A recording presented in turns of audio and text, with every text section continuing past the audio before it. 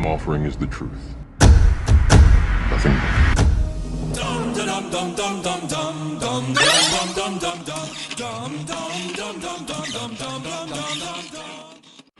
Good evening, everyone, and welcome to episode 1 of Debunking Professor DUMBdave.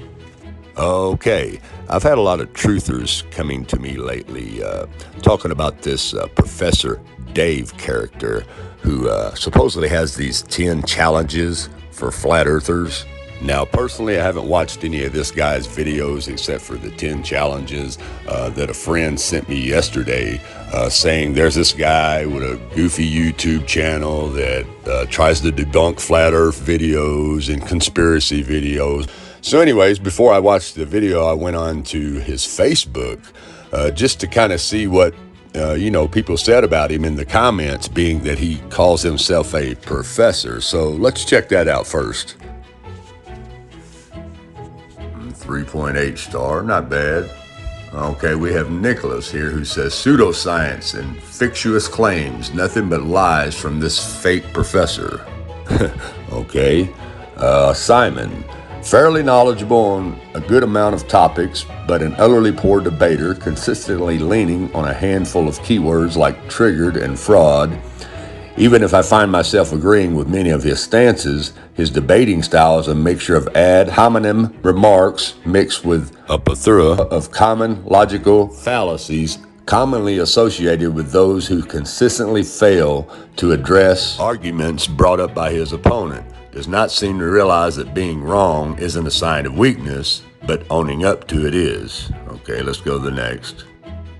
Okay, we have Justin here who says Professor Dave is a raging narcissistic monster who thinks he's never wrong. If a viewer disagrees with his thinking at all, he instantly accuses them of simply being hurt or debunking some myth of theirs. That's hopeful thinking on his part. Look at the other negative reviews as an example. That's exactly his response. The reality, however, is that he is hardly convincing of anything to anyone he doesn't like because of his terrible attitude and demeanor towards the public in general, even his own supporters. He can't imagine that a rational, objective thinker would ever disagree. Okay. Here we have Denny who says principles of inorganic chemistry. Okay. Elex says, pretends to know, hoax, regurgitating rubbish, blissfully unaware, lashing out like a toddler. Oh no, I did not intend to insult you, Professor. I was just diving into your vocabulary. Okay, Chris says, watching a debate he had where he begins with degrading his opponent, followed by a debate where he tried to create the topics to answer while evading everything and seemed discombobulated with the simplest yes or no's. He's used gravity that we don't physically see it, but its effects, but can't give verifiable logic, only repetitive hypotheses he claims his opponent made. He is a horrible debater and only belittles. A very awful person. Okay, Danielle says, just another hack without a job. Has a silly YouTube channel that panders to idiots with baited content. Don't subscribe to this midwit. Now, that's pretty much what I've heard about the guy, but let's move on with Michael, who says he could research his subjects better, and he is not a professor. Okay, here we have Greg, who says because he's not willing to debate, he bans the voices he doesn't agree with. Dave is simply afraid to have a discussion. So sad. Via email, he is currently refusing to debate the topic, says I'm not worth his time. And Netline says, by being a better role model to kids watching, not sure if that's good or bad. Marcel, he does not research what he debunks enough. He's not a real scientist because he disproves other views and ridicules people by calling them mentally ill lunatics because they have different opinions. Also, often his comparisons are irrelevant. Okay, and here we have Reto. He is not really a professor, and then he has over here to the side, I guess, a screenshot of their comments with the so-called professor saying, you're the one that seems to be upset about something. Why don't you tell me? By the way, emojis don't support an argument. They just make you look like an idiotic preteen, just for your info. That looks like a text from my 16-year-old niece when she's angry. But, wow, this character doesn't have very good views, does he? Anyways, let's move on to debunking Professor DUMBdave's first challenge. Hey everyone, so it's been almost exactly 1 year since I published my innocuous little flat earth debunk as part of my astronomy series. This time I'd like to offer some challenges to you remaining few that are desperately clinging to this dying fad to derive some semblance of self-worth. Let's call them 10 Challenges for Flat Earthers. These will be some basic things that anyone could do to test the validity of the flat earth hypothesis. These are so mind-numbingly obvious that the fact that you don't do them is an immediate indicator of your complete lack of intellectual integrity. Okay, the first thing I notice about this guy is he sounds like a little spoiled teenage girl who thinks she already knows everything. Not to mention the fact that he is in a bedroom with the door closed and an entertainment center in the background, a poster of a rock band on the wall, and a keyboard on a table. Once again, reminds me of a teenager. Let's get started and you'll see what I mean. Number 1, here's the flat earth map that you all seem to agree upon. Anyone with half a brain can immediately tell that this does not correlate with reality, but for those with an even smaller fraction, let's do a few things to prove it. For example, make a scale. You know, a scale? It's that thing on maps that tells you how far away things are from each other. Okay, he says this is the flat earth map that everyone agrees upon, and then says anyone with half of a brain can tell that this doesn't correlate with reality. So let's just take a look and see who correlates with this map being reality. Okay, here's the Hammond's Air Age map from 1943. All those little red lines you see are all the flight patterns from 1943. And here we have the American School of the Air map from 1947. All those little red lines are all the flight patterns from that year. And here we have another Air Age map with the flight patterns on it from 1950. And here we have the United Nations logo with the same map. And here we have the UN flag with the same map. And here we have the United Nations General Assembly Hall with the same map on the wall in the background. And the Meteorological Organization, International Maritime Organization, even the World Health Organization, they all have this map in their logo. And I could go on, but the point is all these organizations and government agencies seem to correlate with this map as reality. And I would say that we all agree that these agencies and organizations are a lot smarter and a lot more important than this guy. And that alone debunks his comment of the map correlating with reality. Now let's move on. For example, make a scale. You know, a scale? It's that thing on maps that tells you how far away things are from each other. Look at this map. There's a scale. You can pick 2 cities and determine the approximate distance between them. Then you can drive your car from one to another and verify that it is the correct distance. Now back to your little map. Okay, now he's talking about using a scale on a real map for distances. Now, any professor knows that any world map is not correct at all. For instance, check this out. You're telling me that Germany isn't where we think it is? Nothing's where you think it is. That's because maps are lying to you. Are you saying the map is wrong? Oh dear, yes. It's just a common belief that maps are absolute, conclusive, and indisputable. People tend to believe maps because by and large they work for them. They are accepted as fact. We see over time, we start to accept as true, even though it might not really be true, or it's just a representation of the Earth. There is, of course, the possibility that the information on a map, might be fudged. That has happened. Generation after generation of cartographers have designed maps presenting the world as something it's not. In fact, some cartographers have used maps as tools of propaganda.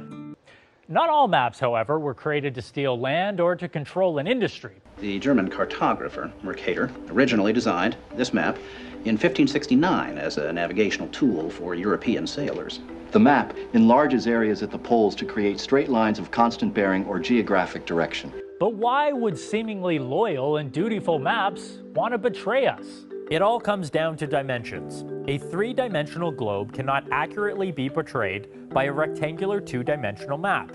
In other words, you can't square a circle. Geographers have always struggled with the challenge of representing our spherical world on a flat paper. So you can't wrap a globe in paper because you get wrinkles and overlap, and it just doesn't work right. With every projection you make, I would suggest you replace the word projection with the word distortion, because that's what it is. You're distorting everything. Mercator projection has fostered European imperialist attitudes for centuries and created an ethnic bias against the Third World. And so the whole world was Eurocentric, became Eurocentric focused in a way at that time. And so we've just continued with those representations. Map makers continue to take liberties today. Just ask New Zealand. The next great conspiracy. New Zealand is disappearing off world maps. It may be silly, but New Zealand spearheaded a tourism campaign to have the country return to world maps.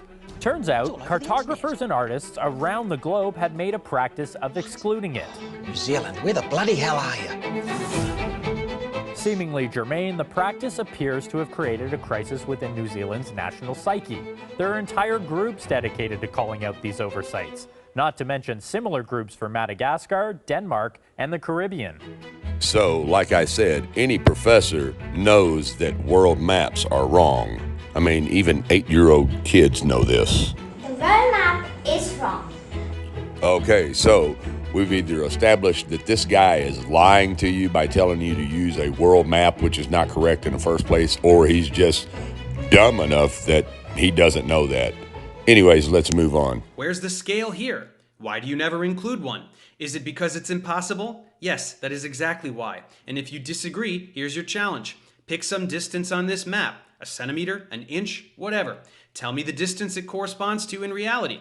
Then pick some cities and use your scale to estimate the distances between them. Pick two on the same continent. Pick two on different continents. Use it to tell me how wide this inappropriately enormous ocean is. Use it to tell me literally anything about the distances between literally anything. When you can't do it and your numbers do not correlate with reality in the slightest, recall that this map does it just fine, and then admit that your map is stupid. Okay, once again, we have the little angry teenage girl.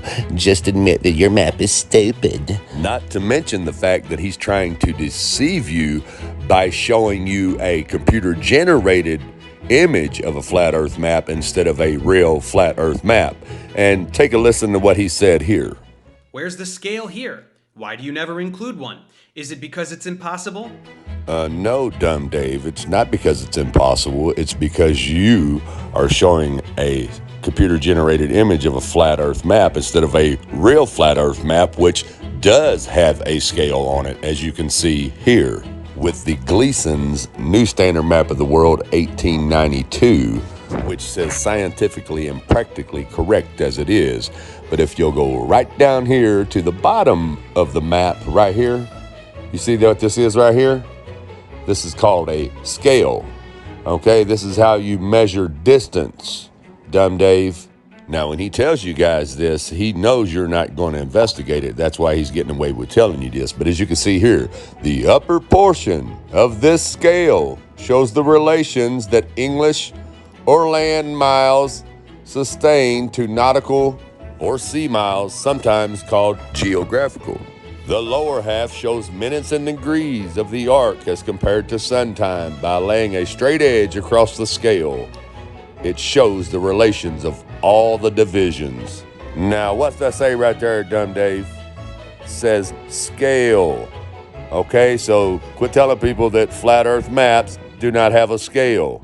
Now, being that you know this map has a scale, you go buy this map and you cut the scales out and pin them in the middle and measure any distance you want to on this flat earth map, and you will debunk your own challenge. And you can learn how to use it like real professors, navigators, and scientists learned to do in 1892 with this map.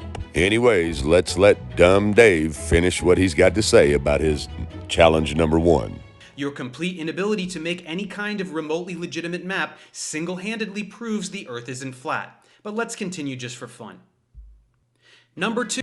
Okay, let me hear that part one more time. Your complete inability to make any kind of remotely legitimate map single-handedly proves the Earth isn't flat. But let's continue just for fun. Okay, let's finish debunking the rest of his first challenge, which is he's stating here there is no legit flat earth map, which means the earth is not flat. But Dumb Dave, I just showed you a real flat earth map. Now let me prove it to you. Okay, as you can see, this is the Gleason's new standard map of the world. It says scientifically and practically correct as it is. Nowhere on this map does it say that this is a projection map of a globe. But you know what it does say? It says new standard map of the world on the projection of J.S. Christopher, Modern College, Blackheath, England. Now let's go to the University of Milwaukee. Here we are, Gleason's new standard map of the world. And there's an image of the map, but let's go down here below that. Now right down here under item description, full title, Gleason's new standard map of the world on the projection of J.S. Christopher, Modern College, Blackheath, England, scientifically and practically correct as it is. Short title, Flat Earth, 1892-2013. Now, being that this specific map that I have is from the Boston Public Library, let's go to Boston's Rare Maps and see what they say about Gleason himself and J.S. Christopher, the man who made the map. Okay, Extraordinary Rare 1892 Flat Earth Map by Alexander Gleason. Now, let's stroll down here and see what we got going on. Oh, there's your scale, Dumb Dave. Even Google shows you how to use the scale on the flat earth map. Now, this is just a description of the map, which is on the map. We want to know the details behind the map, the story behind the map. So, like I was saying, as we stroll past the description of the map, what we want to do is go down here. Let me show you here. It says, things get weird, though, with the description key on the back of the map, which ends with the sentence, the demonstration has reference to either considerations, the Earth a globe or a plane. Take your choice. To make sense of all this, one must refer to Gleason. Is the Bible from heaven? Is the Earth a globe? Buffalo, Electrotype and Engraving Company, 1890, with an enlarged second edition in 1893. There, he marshals scripture, quirky interpretations of physical science, shoddy observation, and dollops of common sense to argue that the Earth is flat, stationary, and the center of the cosmos.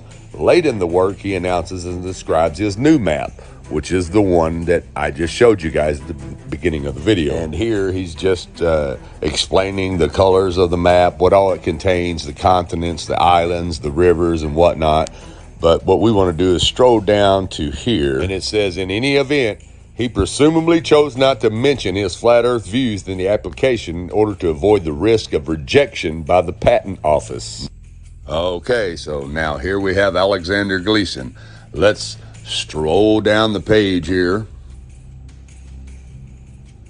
Okay, Alexander Gleason, November 28th, 1827 to March 13th, 1909, was an American machinist and civil engineer, a proponent in his later years of flat earth theory, and in particular noted for his new standard map of the world, 1892, the one that we are speaking of, the one that I just showed you. Okay, now let's stroll down here a little further to the press coverage and see what it says. Okay, Buffalo and the Earth. An intelligent journal says the world is our oyster. Buffalo Commercial, Buffalo, New York, 7/21, November 1890. Is it any wonder that Alexander Gleason of number 1201 Niagara Street is making an effort to prove that the Earth is flat? Nowadays, nothing seems impossible to a Buffalonian. When Mr. Gleason has successfully demonstrated his theory in regard to our planet, he will doubtless take possession of the earth in the name of his native city. There was a time when Chicago waved the palm for greatest exhibition and municipal claims. The tide of empire, however, has begun to set eastward. Buffalo, the world is yours. Zetetic and theoretic defined. Buffalo commercial, Buffalo, New York, 6/24, March 1893. Again, there has arisen in our midst with bold attack upon the present system of astronomy and geodesy, a work of surpassing magnitude by one Alexander Gleason of our own city, published by the Buffalo Electrotype and Engraving Company, and for sale by either of the above named. The work referred to bears of the title, Is the Bible from Heaven? Is the Earth a Globe?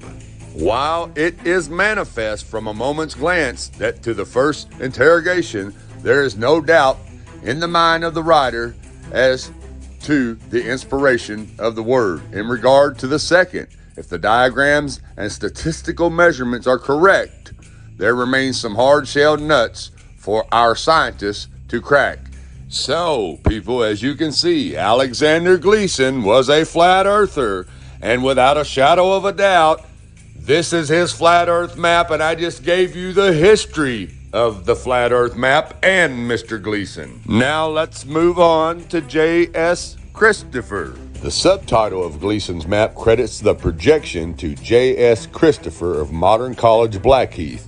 Okay, now let's stroll down and see about Christopher. It says he was born 1805 in Dartmouth, Devon, was a merchant active in the East, blah, blah, blah, blah, blah.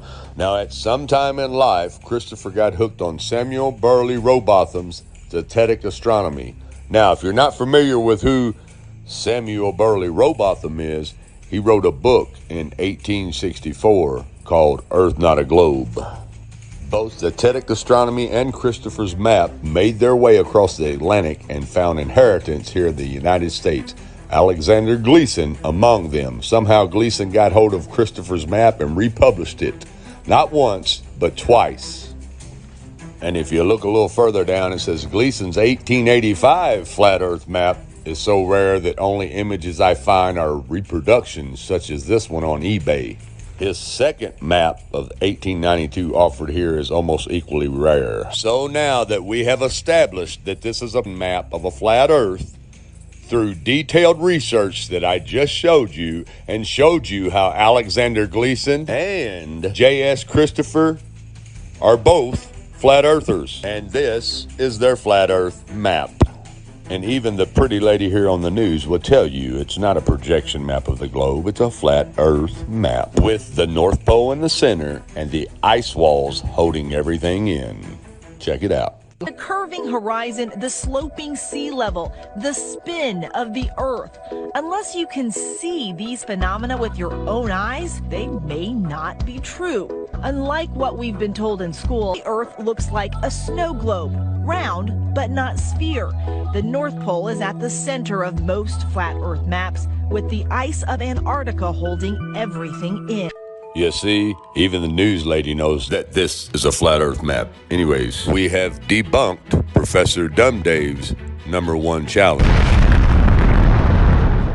Therefore, that completes this episode of Debunking Professor DUMBdave. So everyone be sure to join me in episode 2, where we debunk his #2 challenge. Everyone, thanks for watching. Have a good night, and God bless.